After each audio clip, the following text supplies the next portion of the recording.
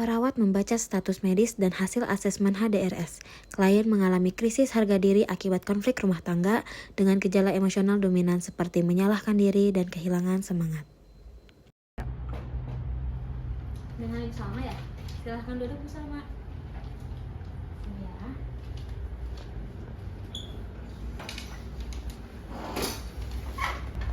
Selamat pagi Bu Salma. Perkenalkan saya perawat Nova yang akan mendampingi Ibu pada pagi hari ini. Ibu gimana kabarnya hari ini? Pagi Bu, biasa aja sih. Ibu tampak sedikit murung ya Bu. Apakah Ibu bersedia untuk berbagi cerita sama saya agar saya bisa bantu? Saya merasa hancur Bu, hidup saya berantakan. Baik, pada pagi hari ini kita akan melakukan kegiatan mengenali perasaan Ibu dan juga mengenali hal-hal baik yang pernah Ibu lakukan. Nah, kegiatan ini tuh bertujuan untuk membuat Ibu lebih kuat lagi, merasa lebih baik lagi. Kita akan berbincang kurang lebih sekitar 30 sampai 45 menit ya Bu. Apakah Ibu bersedia? Baik, percakapan ini bersifat rahasia ya Bu, jadi hanya kita yang tahu dan juga hanya untuk kebutuhan penyembuhan saja. Jadi Ibu gak perlu khawatir, saya gak akan ngasih tahu ke siapapun tanpa seizin Ibu. Baik, saya setuju Bu. Baik, Bu Salma, kita mulai ya. Ibu Salma, apakah boleh saya tahu apa hal yang akhir-akhir ini paling sering Ibu rasakan? Saya merasa gagal karena suami saya ninggalin saya, jadi saya merasa tidak berharga. Saya turut prihatin atas apa yang Ibu alami. Tapi boleh nggak kalau saya tuh bantu Ibu Salma buat melihat kalau itu tuh sebenarnya bukan kesalahan Ibu Salma sepenuhnya loh.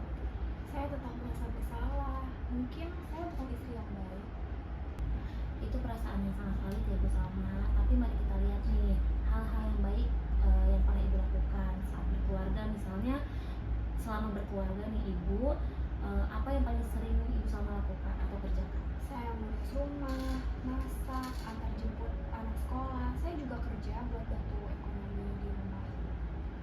Ibu tadi udah berbagi banyak ya sama saya, berbagi cerita, dan ternyata Ibu banyak loh kemampuan yang sangat luar biasa yang Ibu miliki. Kayak misalnya Ibu sebagai rumah tangga, Ibu ngurus anak, Ibu juga sambil kerja. Nah, itu tuh adalah suatu kekuatan dan juga kelebihan Ibu yang sangat luar biasa. Saya juga kaget sih Bu, biasanya saya fokus ke kekurangannya aja. Saya boleh bantu catat ya potensi lain yang Ibu miliki dari lingkungan sekitar. Misalnya masih ada gak kira-kira orang yang masih peduli atau menawarkan bantuan saat Ibu kesulitan? Kakak saya pernah bilang sih kalau saya butuh bantuan, saya bisa tinggal di rumahnya. Tapi saya malu. Ibu Salma, itu artinya masih ada keluarga Ibu yang peduli. Dukungan sosial seperti itu juga sangat penting loh Bu. Kemudian lingkungan yang suportif juga itu bisa menjadi kekuatan bagi Ibu. Saya dengar tetangga Ibu juga sangat dekat ya sama Ibu. Iya, mereka sering mengajak saya ngobrol, tapi saya sering menghindar belakangan ini. Nah, itu bisa dijadikan langkah kecil ya Bu. Mungkin nanti Ibu bisa mulai menyapa lagi, tapi pelan-pelan aja ya Bu. Iya Bu, nanti saya coba. Nah, sekarang kita buat daftar ya Bu. Kita buat daftar dukungan dan juga potensi yang Ibu miliki. Nah, tadi saya dengar kan potensi Ibu, tadi potensi pribadi Ibu mandiri secara ekonomi karena Ibu bekerja. Kemudian Ibu juga peduli dan juga aktif, pekerja keras dan juga bisa mengatur waktu dan keuangan. Kemudian tadi ada potensi sosial juga. Jadi Ibu dukungannya dari anak-anak, dari kakak Ibu, dari keluarga, kemudian tetangga juga yang masih peduli dan juga ramah terhadap Ibu.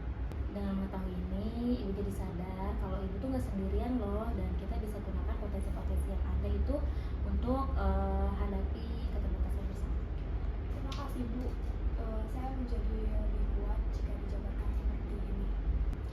Senang bisa membantu ya Ibu Salma. Besok kita latihan untuk afirmasi positif dan juga menyusun kegiatan kecil yang bisa Ibu lakukan untuk meningkatkan rasa percaya diri Ibu. Baik Bu, saya siap untuk mencoba. Hari ini Ibu telah menyadari bahwa Ibu punya kekuatan dan juga kemampuan. Bagaimana Bu perasaannya setelah berbicara? Saya merasa sedikit lebih tenang. Ternyata saya punya kemampuan yang selama ini nggak saya sadari. Besok kita akan lanjut ya Ibu. Kita besok akan latihan mengekspresikan diri dan juga untuk meningkatkan kepercayaan diri Ibu Salma. Baik, saya tunggu ya Bu. Baik, terima kasih ya Bu atas kepercayaan hari ini. Semoga Ibu sehat selalu dan semangat terus. Terima kasih juga Bu Nova. Saya permisi terlebih dahulu ya Ibu. Ya Ibu, hati-hati di jalan ya Bu. The years Setiap orang memiliki perjalanan hidup masing-masing. Jangan biarkan perbandingan dengan orang lain meruntuhkan harga dirimu. Tidak apa-apa merasa sedih atau tidak percaya diri. Izinkan dirimu merasakan emosi itu. Tetapi jangan biarkan emosi itu mengendalikanmu. Bicaralah dengan orang yang kamu percaya, menceritakan apa yang kamu rasakan bisa sangat membantu.